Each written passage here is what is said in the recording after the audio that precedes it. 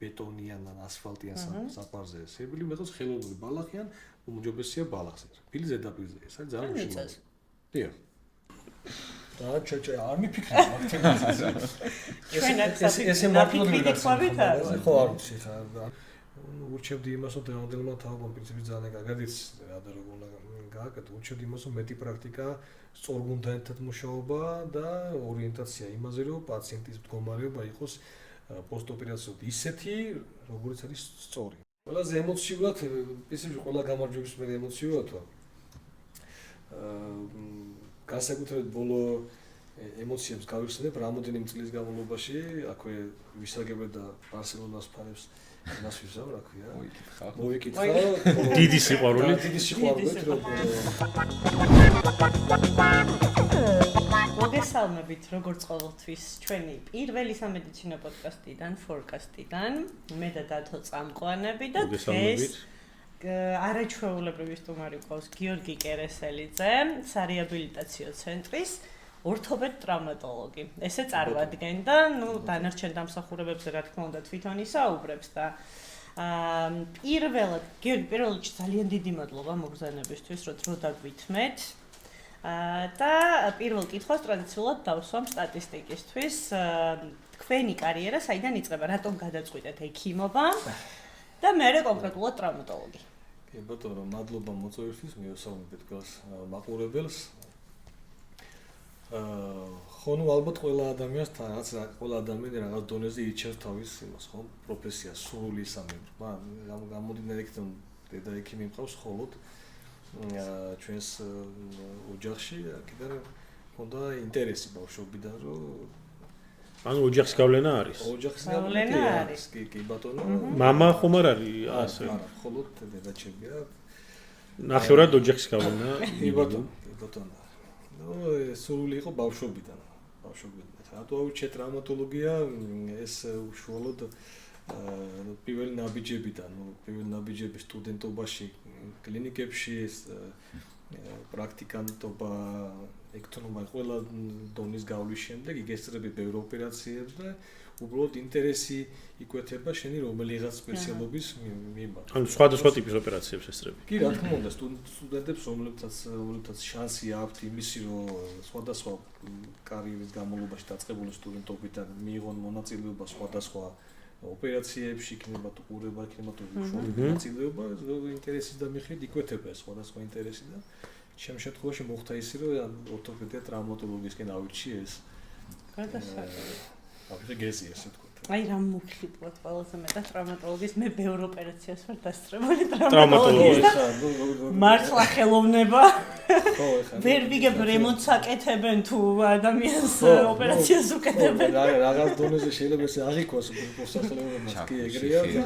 ეხლა ვერ ახსნ ეხლა მოსახლეობის გასაგებად რო ხო მომხიბლელია მთლად ესე უშუალოდ გინდოდეს უშუალოდ სპეციალობების ყველაფერი ამ კუთხით წახვით საკმაოდ შრომატევოდი საკმაოდ ისეთი რა ქვია სტრესთან და ძალისხმევასთან დაკავშირებული, მაგრამ გინდოდეს უბრალოდ ეს ეხლა მოგითხრათ ხო ძალიან მომხიბლელი სპეციალობა ეხლა ზოგადად მოსახლეობის სხვა ჩვენი ჩაწერები პირველად დავიწყეთ ტრავმატოლოგით. ბატონო, ჩვენი დიდი მეგობარი გიორგი მიქუჩაძე, მოგკითხვა კიდევ ერთხელ გიორგის. გამარჯობა გიორგი. ხო, როგორ ახარ? შევხვიანდეთ, მე დაგირეკავთ. ასე რომ მოგკითხვა კიდევ ერთხელ. ძალიან კარგი.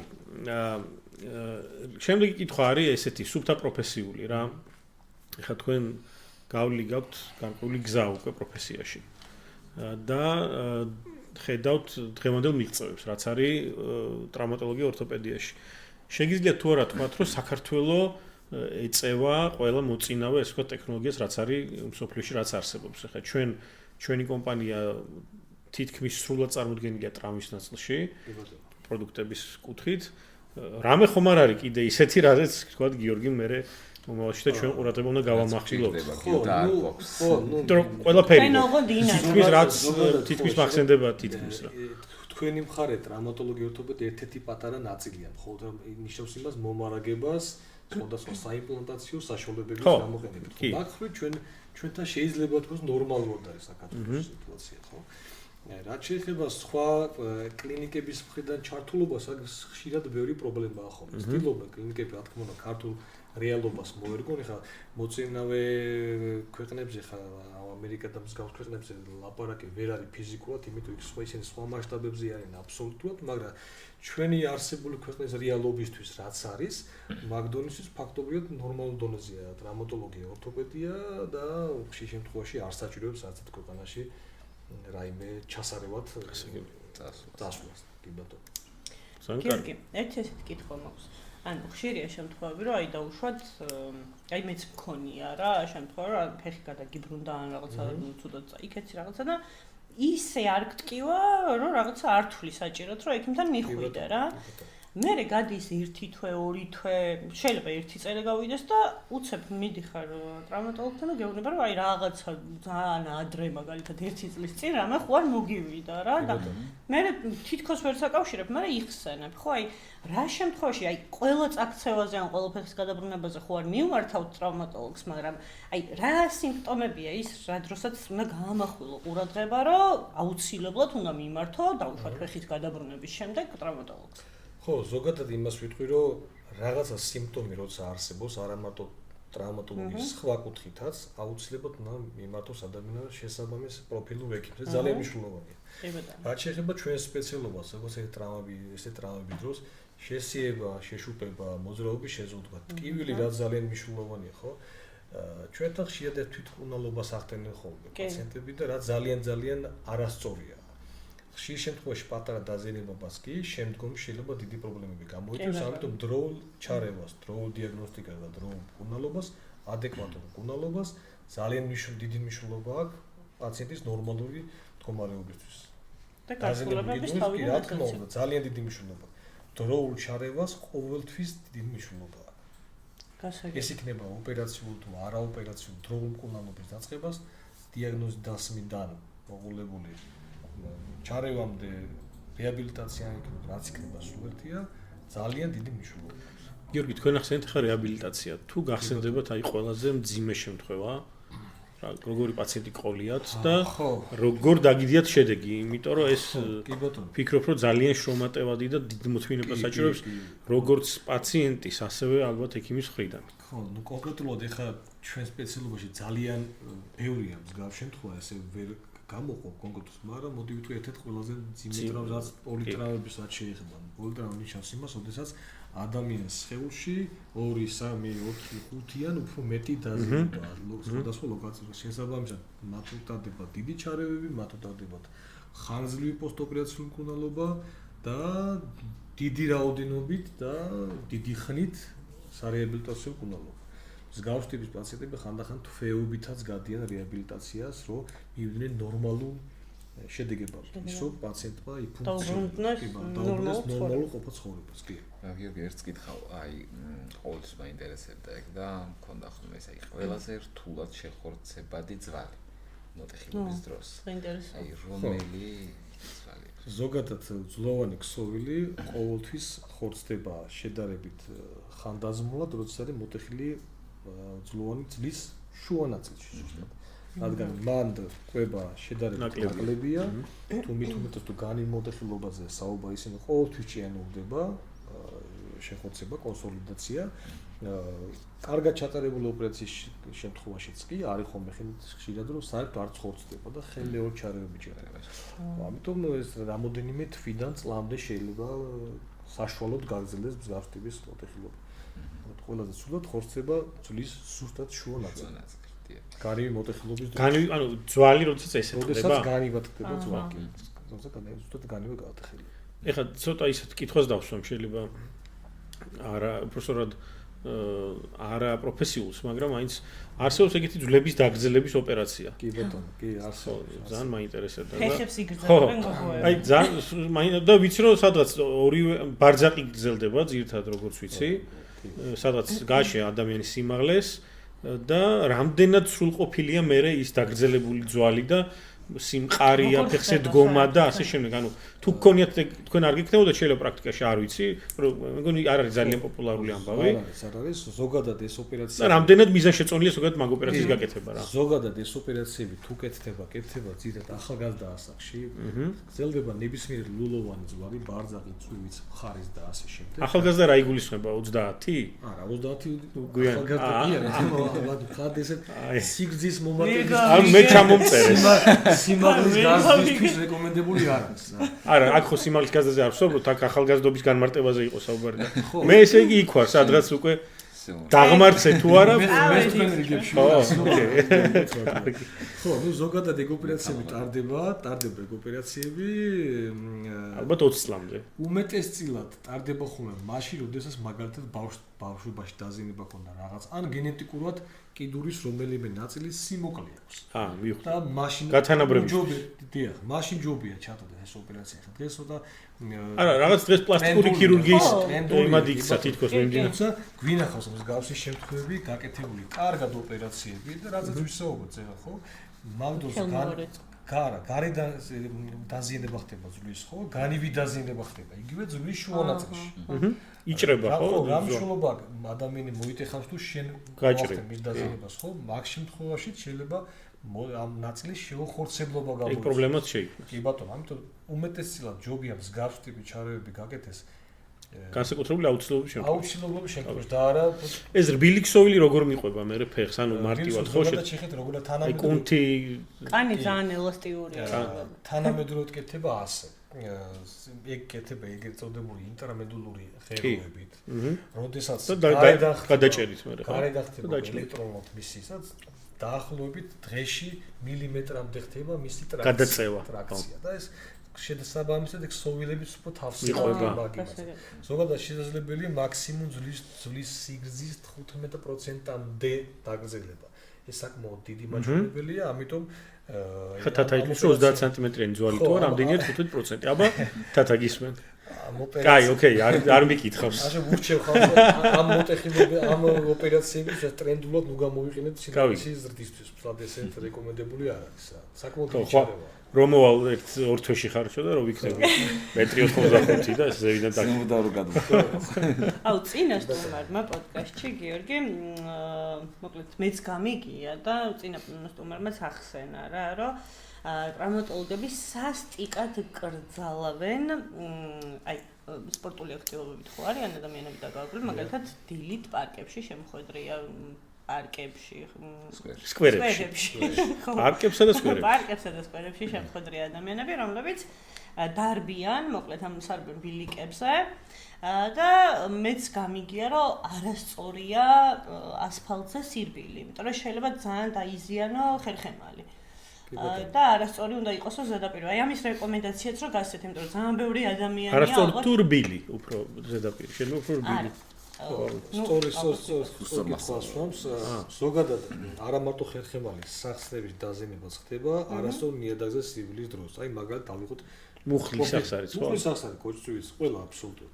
ავიღოთ პროფესიონალ სპორტსმენები მაგალითად, ხო? აი ფეხბურთელები, რაგბისტები, ვისაც ხშირად უწევთ და ბევრი უნდა. არავინ არ დარბის ასფალტიან ეტაპებზე ყველა დაბის ბალანსს ხო? იმიტომ რომ ასვიათ სპეციფიკური ფეხსაცმელები. არ შეიძლება ზოგადად სწორია ეს არ შეიძლება ბეტონიან ან ასფალტიან საფარზე სერბილი მეტოს ხელოვნური ბალახიან უმჯობესია ბალახზე. ბილი ზედაპირზე ეს არის ძალიან მნიშვნელოვანი. დიახ. აი რა საინტერესოა. ბილი ზედაპირი კარგია. კი. ე კარგია. ამას ხა იმაში ინტროში ჩავსვამთ, რომ ბევრმა ადამიანმა გაიგოს და რაღაცა კარგი გავაკეთოთ მათთვის, ხო? გონიათ რომ ჯანმრთელობას უთხრებენ და პირიქით. ამ დროს პირიქით ნებენ კი ნამდვილად. ეგ მithuet ეს წონა თუ ჭარბია, განსაკუთრებით დიდი პრობლემა მათ შემთხვევაში. არა აქვს, ნუ ჭარბწონინობის უფრო მეტი დაზიანების რისკი. აი სარბენი ბილიკი აიღეთ, ხო? ხომ არ არის მყარზე და ისეთი მყარზე და პირი, რომ მაქვს ტრეკადობა აქვს, ხო? სპეციალური და ამიტომ ისე არის მაშუპა, ამიტომ ეს გათვლილია ყველაფერი იმაზე, რომ პაციენტმა სპორტსმენი იქნება თუ ადამიანი არ ირბინოს ძალიან მყარზე დაპირს. ხო, კი ბატონო. მეც ესე გამიგია. კი ბატონო. გიორგი, ექიმები ზოგადად ერთი ისა მაგ ანუ სპორტზე ვისაუბრეთ და ყველაზე ტრავმული სპორტი რომელია თუ გქონიათ აი ამ სტატისტიკა ხომ არ გაქვთ ან ხო, ეს სტატისტიკაში რა ჩამიხედავს, რომ დაგიმოლოთ. ან ტრავმული სპორტების ტოპ 3-ეული. ხო, ნუ ძალისმიერი სპორტები სავარაუდოდ. დიდი ალბათ რომ ძალისმიერი სპორტები ზოგადად პინეთის თქვა რომ პროფესიონალი ჭადრაკი მაგალითად. ხო, ჭადრაკი ყველაზე ჭადრაკი ისა. კიკი არ მოუწევს. და კერლინგი. კერლინგიც კი გასაკუთრებით ხო. აი ჭადრაკის დროს კიკი მოვიტეხეო, არავინ არ მოსულა? არა. ნამდვილად ამყულია ეგეთი პაციენტი. ჭადრაკის დროს რამე დაეძინა. ეხლა ხუმრობის გარეშე. ხო, ნუ ძალისმიერი სპორტები რა. ნებისმიერმა სპორტსმენმა ის არავის არ ეგონოს სპორტსმენები არიან ჯანმრთელები. პროფესიონალი სპორტსმენები თავის კარიერისთვის, თავის ჯანმრთელობას დებენ. წირავენ. ნამდვილად ეგრეა. ძალიან ბევრი დაზიანება აქვს მათსაც, ფეხბურთელებსაც, კალათბურთელებსაც, რაგბისტებსაც. ძალისმიერი სპორტი რაც იქნება სიმძიმის საწევასთან დაკავშირებით. ყველაფერი აბსოლუტურად, ხო? სხვადასხვა დაზიანებები ახლავს მათ რა. ძალიან დიდი შრომა და თავგანწირვა მართლა. ძალიან დიდი და ჯანმრთელობის ფასტაკეთები ნაკლებს. ხშირად მინახავს ილუსტრაცია ბალერინას ფეხები როგორია. ხო. ხო. ხო, რაც ძალიან ლამაზია ეს ყველაფერი, მაგრამ ძალიან დიდი მსხვერპლი და შრომა დევს. მაგის უკან არა მარტო მაგ ხელოვნებაში, სპორტშიც რა თქმა უნდა რა. ძალიან დიდი, ძალიან დიდი. გიორგი, როგორ ამზადებთ პაციენტებს აი დაგეგმილი ოპერაციების წინ რა? ძირითადად ექიმები ითავსებენ ფსიქოლოგობასაც, იმიტომ რომ ძალიან მნიშვნელოვანია ალბათ თქვენი მხარდაჭერა, როცა იცის პაციენტმა, რომ მართლა აი ოპერაციებზე რო ვარ ნამყოფი, სრული სიგიჟე ხდება, მართლა მგონია რომ სადღაც რემონტს აკეთებენ რა, ისეთი ხმებია და იარაღები ისეთი გამოიყენება და ალბათ, ნუ იმდენად ცნობის მოყვარეები არიან პაციენტები, რომ ამ ყველაფერს ინტერნეტში მაინც ნახულობენ რა ელით წინ. ხშირად მომზადებულია ძალიან სხვა. ხო, და აი ამ დროს რასეუბნებით, რომ იცი რა არ გაგხერხავ. გაგხერხავ გამოსაღები ინტრავედულარული და მაგ ვიდეო რო გაქვს მანამ. ხო, აი სხვათა შორის ძალიან სულიერ ეს ვიდეო რო გავუწევ. რო გავუწევს, რო იგებს. რას უშევით ხო ხალხს არა და ჩაულებრივი ოპერაცია. ჩაულებრივი ოპერაცია. ხო, ნუ პირველ რიგში ძალიან დიდი მნიშვნელობა აქვს ექიმის და პაციენტის ურთიერთობას. ძალიან დიდი. აი ნდობა არის პირველი, რაც უნდა მოიპოვო პაციენტში. ძალიან დიდი განდობს საკუთარ ჯანმრთელობას, ხო, მაგრამ ძალიან დიდი მნიშვნელობა. მომზადება რაც შეეხება გარდა ფსიქოლოგიურ მხარეს არსებობს ძალიან დიდი ანალიზების ჩამოთვლა და სხვა სადიაგნოსტიკო საშუალებებიც გამოიყენება პრეოპერაციულად. ხო, შემდგომში ბევრი პაციენტის სამწუხაროდ მხოლოდ ორი სიტყვა ოპერაცია გავიკეთე. მეტი არაფერი, მაგრამ იქ რეალურად ბევრი სხვა რამ ხდება. ძალიან სხვა ხდება, რასაც პაციენტი ნუ ვერ ჩაწვდება, არც არის აუცილებელი და იქ უკვე უმჯობესიც კი არის, რომ არის წოდეს. ხო, ჯობია, კი, ჯობია ნამდვილად, კი. კი ბატონო. თუ გითქვამს ოპერაციის გაკეთებაზე უარი ვინმესთვის და აი რა მიზეზის გამო? კი, გითქვამს ოპერაციის გაკეთებაზე უარი, როდესაც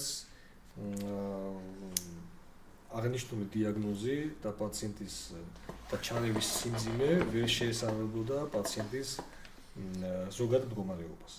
როდესაც ძალიან მაღალი რისკები არსებობდა, თუნდაც ის, რომ რაღაცა არასასურველად დამთავრებულიყო ოპერაცია. კი, გამოდიოდა მისი ზოგადი დატვირთული ანამნეზი და. ცირთა შემთხვევაში მაგდროს. რაიმე ისეთი ხშირად ვეკითხებით ამ კითხვას, ჩვევა თუ გაქვთ ოპერაციის დროს, ან ეგრეთ წოდებული რა ვქნა. წინასა ოპერაცია. ხო, რაღაც ან რიტუალი, ან რაღაცა, რომელსაც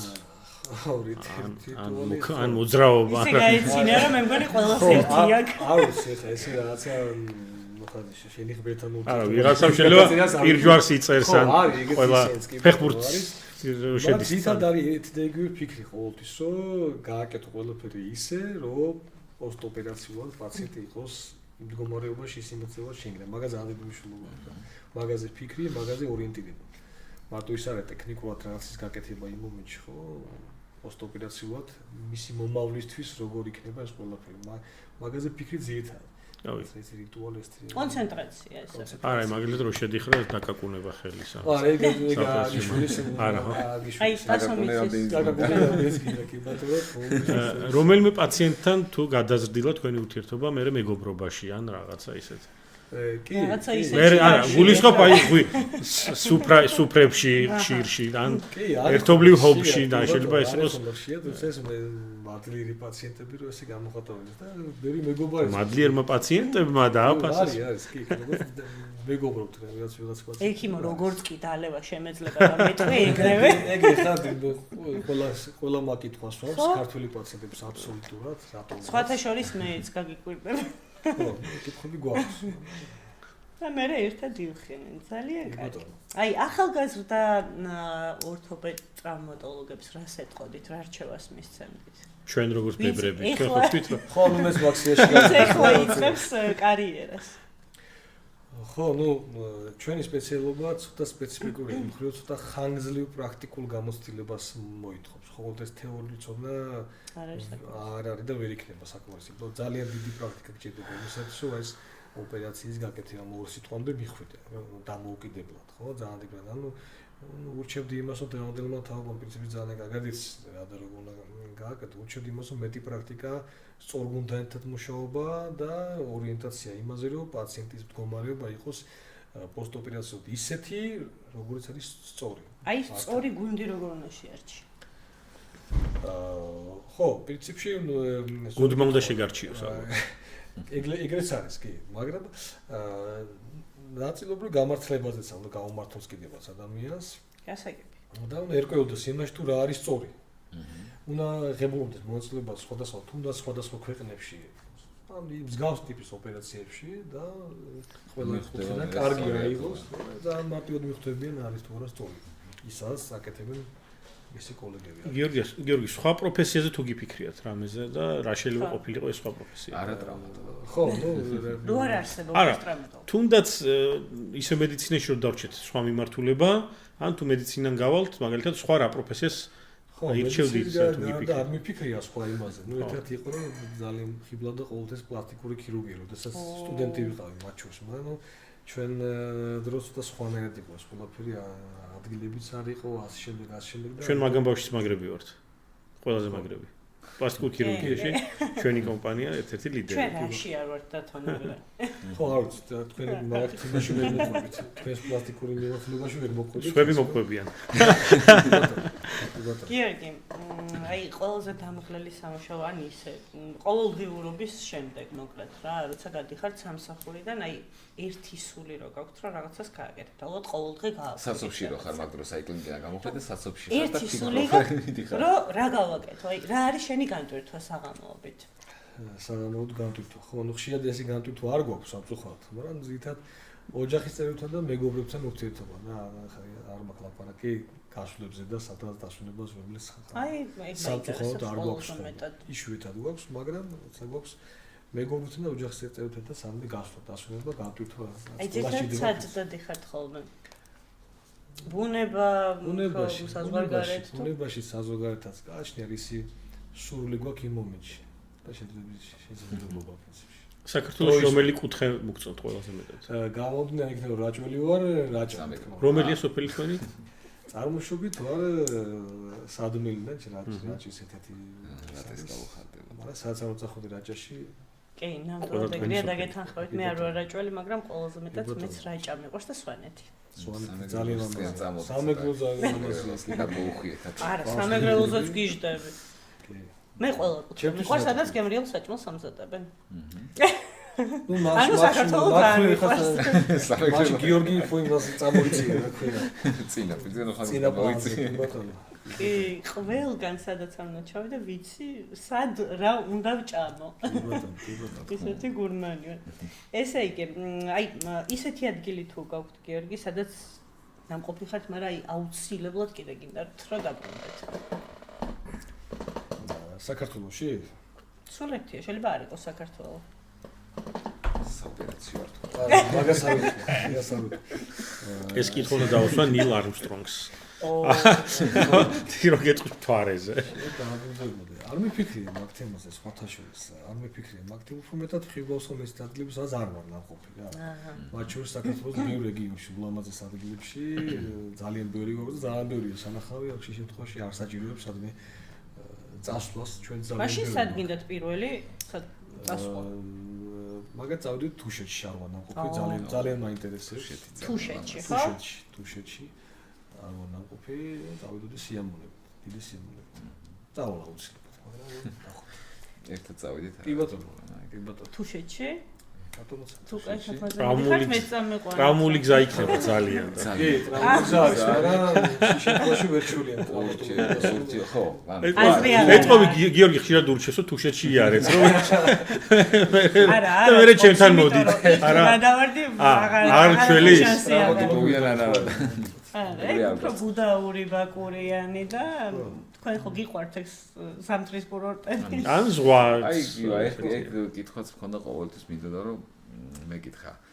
ყოველთვის ყველას აქვს ამის, რომ აი სამთარში უფრო მეტია, ვიდრე საფრთხეში. მე კიდე პირიქით, რომ რასაც უყურებ, სამთარში არა, სამთარში ნაკლებია, საფრთხეში მეტია. ხო, რატომაც ხალხს ესე გონია? ხო, რატომაც. არა და პირიქით არის. სამთარში შედარებით უფრო ნაკლებია. და გააქვთ ეგ სტატისტიკა, ისე მარტანახი. თუ გამოცდილებიდან გამომდინარე ხო წლებია ხო სპიროში მართა. ხა ყოველთვის გაზაფხულზე, ზაფხულზე ეს ადამიანი აქტიური ხდება ხო? გასვლები, ექსკურსიები, ხილის კრეფა იქნება თუ რაც იქნება. სპორტული აქტივობები, ჯომარდობა, ვიდეოები აქტივობები და ზამთარში თავის ტრამვია თქო და სტატისტიკურად უფრო ნაკლებია. თქვენი პირველი მანქანა რა იყო? ხო, ჩემი პირველი მანქანა იყო Honda Civic. ასოს ვიტეკის რა. შეგრძნება რომ 1 და 6 ალბათ. კი ბატონო. ხო, რომელიც და ირა შეგრძნება ქონათ პირველად აი მექანიკა ალბათ ხო გია? კი, ავტომატიკა იყო, მექანიკა არ იყო. პირველი შეგრძნება რა იყო? ნუ პირველად ბენზინი ჩაას. ხო, საკუთარი ხელფასი. ნუ ეს იყო. ნუ როგორია მაშინ გადაადგილებს საშუალებად ესე ვიყენებთ იმას და პირველი შეგრძნება სასიხაულო იყო რა თქმა უნდა. პირველი მანქანა ყველას ახლავს აბსოლუტურად. და რა არის შენთვის მანქანის ტარება? განტვირთვა, პასუხისმგებლობა, უბრალოდ ტრანსპორტი? ხო, ნუ კომფორტი მნიშვნელოვანია. ხა ვერ გეტყვით რომ დღევანდელ პირობებში ქალაქში განტვირთვა ეს მანქანის გადატვირთვა უფრო არის. მაგრამ უფრო გადაადგილების საშუალება და კომფორტი მეტი არაფერი. თქვენი საყვარელი ფეხბურთის გუნდი? მადრიდის რეალი. და იროდიდან გულშემატკივრად? ბავშვობიდან. აი, იქ მაინტერესებს როდის შემოვიდა ფეხბურთი შენ ცხოვრებაში? და ბავშვობიდან გულშემატკივრობდი, ნუ მე მოვიდნენ რეალ მადრიდს, მანამდე იყო ბრაზილიის ნაკრები 98 წლიდან. ეს პატარა ვიყავ ძალიან და მათი თამაში მყიდვოდა და უყურებდი უბრალოდ. მაგდროდან დაიწყო ჩემი სპორტული ესე ჩართულობა ფეხბურთში. გიორგი სპორტით ხარ ყოფილიყარ დაკავებული როდის? ბავშვობაში კი სპორტით ვარ დაკავებული ფეხბურთით. ბავშვობას ეს ეძახით თქვენ? ვერ გავიგებ. გამომართოთ სტუდენტობამდე, იმიტომ რომ 13 წლზე ჩაბარება, სწავლა და თან სპორტული აქტივობა მაშინ შეუძლებელი, კი, შეუძლებელია. მე უბრალოდ ესე ეხლა თამაშობთ ხოლმე? არა. რატო ტრამვების გეშინია? თამაში დრო არ მოხსნათ, ვერ თამაშობ. ჭადრაკს ვხოდოთ ალბათ. ტრამვული სპორტი. მე მაინც გონია რომ ტრამვების ეშინია და მაგიტო და აბრალებს უბრალოდ იმას რომ დრო არა. გიორგი, ყველაზე ემოციური თამაში რომელი გახსოვთ თქვენი გუნდის და სად უყურეთ? აი ყველაზე ემოციურად რო იყავით. ყველაზე ემოციურად, ისე ყველა გამარჯვების მერე ემოციურად ვარ. განსაკუთრებით ბოლო ემოციებს გავიხსენებ რამოდენიმე წლის განმავლობაში, აქვე ვისაგებად და ბარსელონას ფანებს იმას ვიზავ, რა ქვია. მოვიკითხა. დიდი სიყვარული, რომ ბოლო რამოდენიმე წლის განმავლობაში ლიგას ვიგებდით და უბრალოდ მოგუბეზრდა. გასაგებია. სიყვარული, მოგესალმებით. ისე მადრიდის ყველაზე კარგი შემადგენლობა როდის იყო? რადგან ეს ტიპი ალბათ ის გალაქტიკო, რომელზეც უყურებდი ბავშვობაში, გალაქტიკო. ფანტასტიკური ნაკრები და რაუდენ გასაკვირიც არ იყოს, მაგდროს ვერ მოიგეს ყველაფერი, მაგრამ არა ეს რომელი წლებია? თუ გახსოვთ? არა, უფრო მერე იყო. 2002-2004. 2002. ეს არის რონალდო, კარლოს ერთ-ერთი ხო, აი მგონია რომ ყველაზე ფიგურ, რაული, სასწაული იყო კი, ბექემი. მე მგონია რომ ეგ შემადგენლობა იყო ყველაზე მაგარი ზოგადად კლუბების ისტორიაში, იმიტომ რომ ეგეთი მაგარი კლუბი მე არ მახსოვს რა არც ერთი. არც კლუბებით, ანუ შემადგენლობით ყველაზე მაგარი. მაგარი. ბადედის რეალში მე მაგას ვიცახი. ეგეთი კლუბი მე არ მახსოვს, ხო, მაგას ვუწევთ რა. ფანტასტიკური წლები. კი, იმიტომ რომ მანდ ვინც თამაშობდა, მე მგონი ეგეთი არ განმეორდება არასოდეს რა. გიო, ერთს გითხავ. მოკლედ შენ მერტმა დაგიფაროს პაციენტის როლში მიდიხარ შენს თავად. ოჰო. ტრავმატოლოგი, რა? რა ტრავმატოლოგი? არა, ტრავმატოლოგთან არა, შენ თავთანო. შენ თავად ხო არ ხო. რა ხდება მაგ დროს? ყველაფერი რას არ გააკეთებდი როგორც ტრავმატოლოგი? და ჩეჩე არ მიფიქრე მაგ თემაზე. ესე მარტივი გითხოვით? ხო არ ვიცი ხა არ მიფიქრია მაგაზე. ალბათ ისე გავაკეთებდი როგორც ყველა დანარჩენ პაციენტებთან რა. არ აქვს მნიშვნელობა იქ იმისთვის ესე უნდა იყოს. არ აქვს მნიშვნელობა ვინ არის პაციენტი. არამედ იქ დავამატებ კიდე რომ გონიათ ხოლმე საქართველოში რაც უფრო მეტი დაგირეკავს პაციენტზე, მით უფრო მეტ რაღაც პროტეინს გამოიჩინდა. არ არის ეგრე. არის პაციენტი არის პაციენტი, მე ვიქნები საკუთარი თავით ნებისმიერი არის ყველა პაციენტი. მე გეტყვი გიორგი როგორ იქცევა? ანუ იმდენად უყვარს თავისი საქმე, რომ დღეს ჩვენ თანამშრომელი სკამი გადაუყირავდა და ძალიან საშიშად წაიქცა და მართლა იმხელა ხმა იყო, რომ ყველა თანამშრომელი გამავარდა, მაგრამ გიორგი მესე ყველა გაცია და მოდის ბედნიერის სახით. ხო ანუ ნუ რას ისე. იყო ბედნიერი და იმდენად იმედგაცრუებული სახე ქონდა, რომ არაფერი არ მოტყდა ჩვენ თანამშრომელს. ეს მაინც ამოჭერთ რა. კოლეგიალობა ამბავი რა. თავრე კარგი იმპლანტები თუ მოამზადეთ. აი კარგი იმპლანტები ეჭირა ხელში რომ მოვიდა. მზად იყო, ეგრევე მზად იყო, ყველაფერი ხელში ეჭირა. ვოლარი მეჭირა ხელში. მაგრამ ძალიან იმედგაცრუებული დაბრუნდა უკან რა. არა უშავს, არა უშავს. გადავიდეთ ბლიცზე? ყველაფერი იქნება. არა, არ გინდა ეგეთ სურვილი. თქვენ არინერვიულად ყველაფერი იქნება მომავალში. გადავიდეთ ბლიცზე კი. გადავიდეთ ბლიცზე. გიორგი, პირველ რიგში მადლობა. ძალიან ბევრი კითხვა დავსვით, რაც იშვიათია და ეს ძალიან მიხარია და ბარსელონა თუ რეალი? ბარსელონა. პირველ სიტყვას ესე ვერ მათქმევინებთ, ჩემს საგულში მატკივროთ. რეალი რა თქმა უნდა. უხსენებელია, გასაგები. რა თქმა უნდა. ფეხბურთის ყურება სად უფრო გიყვართ? პაბებში, მეგობრებთან ერთად თუ ტელევიზორში? თუ სტადიონზე? ნუ სტადიონზე რა თქმა უნდა. გასაგები. თუ სტადიონი არის მეგობრებთან. შაბათ-კვირა, ესე არ ვიტყვი შაბათ-კვირა თქო, მაგრამ დასვენების დღეები როცა გააქვთ, თუ გააქვთ. სად გირჩევნიათ დროის გატარება? სახლში თუ სადმე ქალაქგარეთ? ალბათ განტვირთვისთვის უფრო ქალაქგარეთ. შეიძლება დაგხმაურ. სიწყნარე. სწრაფი მანქანა თუ კომფორტული მანქანა? სპორტული თუ კომფორტული? ხო, იცი რა, ორივე ერთად სავარაუდოთ. გამოდინე იქით რომ BMW-ს სავარ. გასაგებია. წლებია, პირველი მანქანის შემდეგ ყველა BMW ყავდა და მისი გულში მატკივარი ორივეს თვითი ვერ დროულად. კომფორტს შეთავსებული ამას ეხლა BMW X6-ი უსმენდეს ვინმე. შავი. ესეთი რეკლამა გაუყი. კი, და ყველა ელექტრიკს. ჩემი ოთახიდან დავინახე რომ პარკინგზე არის დაყენებული. კი. ზირო ეგამბავია. კი ბატონო. კი ბატონო. საკმაოდ კარგი რეკლამა იყო სხვათა შორის. მზე თუ წვიმ? ნასკინით. ამოვჭრით. არა მოჭრათ. დავინახე BMW-ს იმაში გავუშვი. გავუგზავნე. ხო, გავუსე. როგორ? მზე თუ წვიმ? მზე. შვებულება საქართველოში თუ საზღვარგარეთ? თუ საშუალება არის დროის ხრივ საზღვარგარეთ, თუ არა საქართველოში სიამოვნებით. გასაგებია. როგორი პაციენტი გირჩევნიათ კითხვას რო არ სვამს და თქვენ რო ცდილობთ რომ მაქსიმალურად მიაწოდოთ ინფორმაცია თუ ძალიან ბევრ კითხვებს რო გისვამთ და დაინტერესებულია ყველა დეტალი? პრინციპში მაგას ჩვენ არჩევანზე არა აქვს პაციენტების სიმდიდრე გამომდინარეა, ხო? ყველა კითხვას მეტნაკლებად შეიძლება დაგოთ პასუხი უნდა გაეცეს. პაციენტია, ჩარევას იკეთებს, ოპერაციას იკეთებს, რა თქმა უნდა, ფსიქოლოგიური სიმშვიდისთვის ჯობია დასვას კითხვები, ვიდრე გასაგებია. წიგნი ფურცელზე გირჩევნიათ კითხვა თუ აუდიო წიგნი? არა, ან ეკრანზეც არის. ხო, ალბათ უფრო, გამომდინარე ბოლო ცხოვრებიდან გამომდინარე, ალბათ უფრო ელექტრონულად. ვერ ვახერხებთ ეს.